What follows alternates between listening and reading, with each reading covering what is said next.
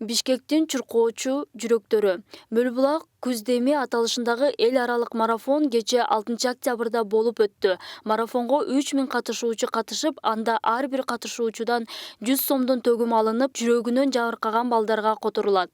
Бишкек шаарындагы Манас аэропортунун жолунан Аскат-Таш мемориалдык комплексине чейин 3000 катышуучу 3, 10, 21 жана 42 километр аралыкта чуркашты. Маалыматка караганда, иш-чарага 20 өлкөдөн ашуун уюштуруучулардын өкүлдөрү катышты. Чоңдордон 2711 катышуучу катышты. Алардын 47%-ын аялдар, ал эми 53%-ын эркектер түздү. Ал эми жаш балдардын чуркоосунда 300гө жакын 4 жаштан 16 жашка чейинки жаш балдар чуркашты. Эскерте кетсек, Бишкектеги Мөлбулак Күздеми аталышындагы эл аралык марафон бул жылдын эсебинен 4-чү ирет чуркоочу жүрөк деген аталышта өткөрүлүүдө.